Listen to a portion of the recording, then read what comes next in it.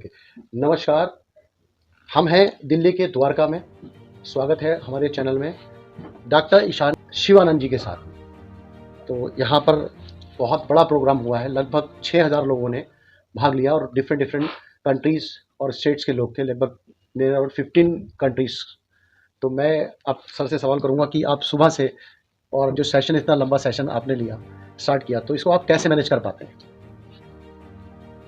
जी, एक स्ट्रक्चर है सेशन का। बहुत बार लोग सोचते हैं कि जब हम ध्यान साधना की बात कर रहे हैं तो जाएँगे मत्था टेकाएँगे। लेकिन अगर हमें सही मायने में खुद को बदलना है, क्योंकि देखो कृपा हमने ले ली, लेकिन हमने कर्म तो नहीं बदला। और कितनी भी कृपा लेंगे, बाहर जाएँगे, गलत कर्म करेंगे, सारी कृपा बह जाएगी। तो हमें अपनी प्रकृति को बदलना है और प्रकृति को बदलने के लिए साधना होती है। तो जब मैं लोगों को यहाँ पे बुलाता हूँ, यहाँ पर बिठाता हूँ, तो जो एक प्रोटोकॉल है ऋषि मुनियों का, संतों का, जो प्रोटोकॉल गुरुकुल में पहले सिखाया जाता, तो लोग अपना काम-काज छोड़ के जब यहाँ आते हैं, शिविर में बैठते हैं, तो वो उसी प्रोटोकॉल को फ़ॉलो करते हैं और इसलिए जो चेंजेज़ उनकी लाइफ़ में आते हैं, वो लॉन्ग टर्म होते हैं। और यही मैं चाहता हूँ, qualitative living through the grace of Sanatan Dharma. आपका जो प्रोग्राम है, जिसका बहुत फेमस भी हुआ, कायाकल्प के बारे में, हुँ, हुँ। और जो कि ब्रीथ वर्क है, तो हम भी जानना चाहेंगे और लोग भी जानना चाहेंगे पीपल्स कि ये कैसे और मतलब काम करता है, लोगों को इससे कैसे फ़र्क पड़ता है? देखिए, लॉन्जेटिविटी पे आजकल बहुत ज़्यादा रिसर्च हो रहा है, क्योंकि एक ज़माना था जब 2 ही तबके के लोग होते थे, एक राजा और एक पेज़ेंट्स। और जो पेज़ेंट्स था उनका काम था तब तक काम करो जब तक मर नहीं जाते। जी। राजा लोग भोगते थे तब तक खाओ जब तक मर नहीं जाते। बहुत जल्दी मरते थे दोनों लोग। लाइफ़ एक्सपेक्टेंसी बहुत कम थी।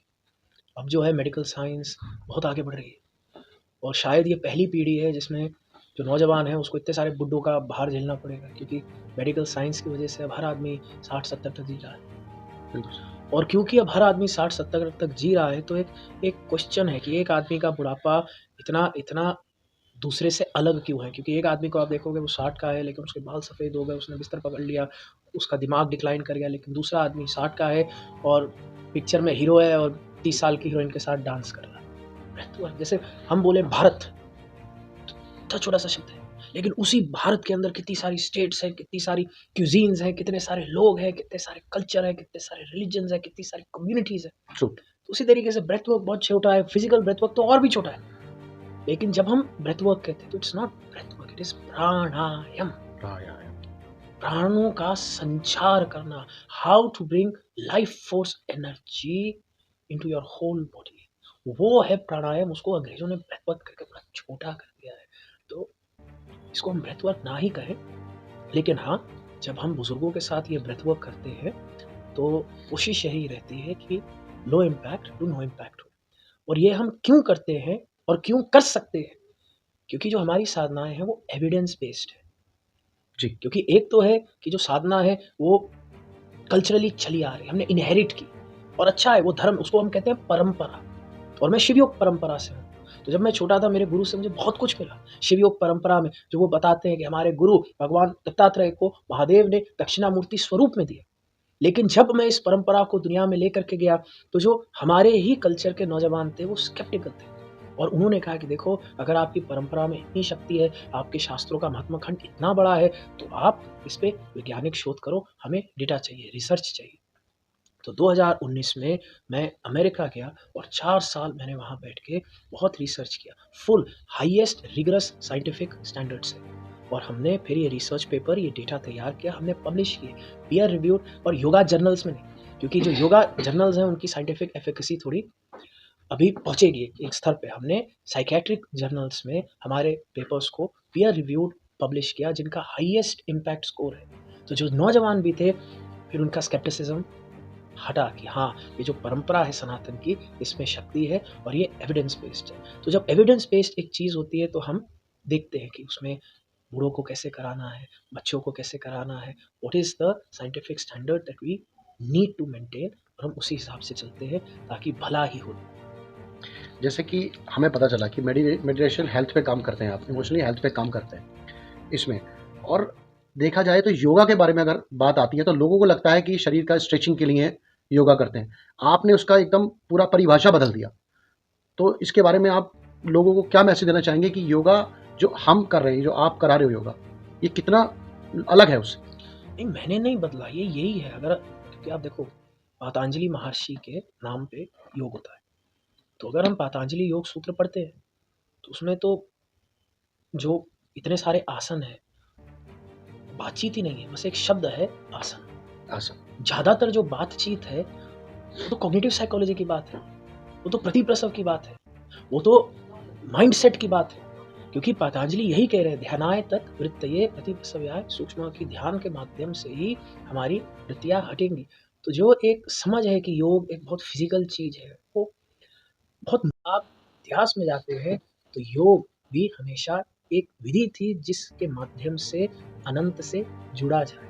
तो it was more psychological, more cognitive, more to do with mind. और ये चीज़ अब दुनिया भी देख रही है, क्योंकि दुनिया को दिख रहा है। देखो, शरीर तो बहुत आसानी से लोगों का हम स्वास्थ्य की ओर अग्र कर सकते हैं। जितनी एजुकेशन होगी, जितनी अवेयरनेस होगी, उतने लाइफस्टाइल डिसऑर्डर्स डाउन जाएंगे, उतना स्वास्थ्य बढ़ेगा। ऊपर से अब तो नए नए इंजेक्शन आने शुरू हो गए। अब तो लोग पहले बहुत मोटे होते थे, अब सब GLP-1 पे आके आप भारत में सेलिब्रिटीज देखो, सब तीली तीली बन गए। तो मेडिकल साइंस बहुत डेवलप कर रही है। लेकिन एक जगह पे जहाँ पे अभी साइंस हमें ज़्यादा समाधान नहीं दे पा रही, वो है मेंटल हेल्थ। क्योंकि अगर हम देखते हैं, अभी टेक्नोलॉजी बढ़ी है, लेकिन mental health has become abysmal. Depression बढ़ रहा है, एंग्जाइटी बढ़ रही है, और इसके लिए हमें जो योगिक साइंसेज हैं, उनको स्टडी करना है।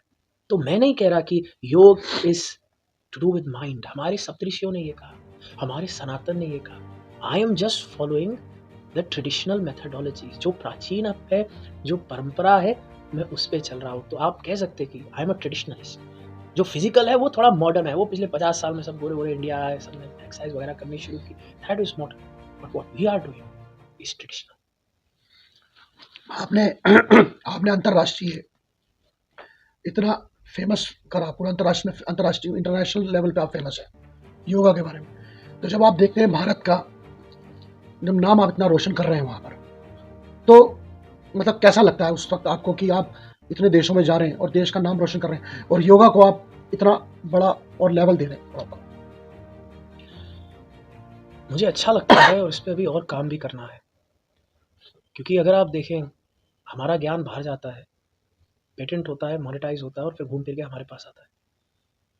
मैंने इसका उदाहरण बहुत बार दिया। मैं कहता हूँ कि अभी हम जूम का इस्तेमाल करते हैं, या फिर हम अभी आईफोन पे इंटरव्यू हो रहा है, तो अगर हम आईफोन यूज़ करते हैं, हमें iOS के लिए एप्पल को पैसे देने पड़ते हैं, है ना? ट्रू। अगर हम जूम का इस्तेमाल करते हैं, तो हमें जूम को पैसे देने, लाइसेंसिंग फीस है। ठीक। दुनिया जहान योगा का अपने हिसाब से इस्तेमाल करती है।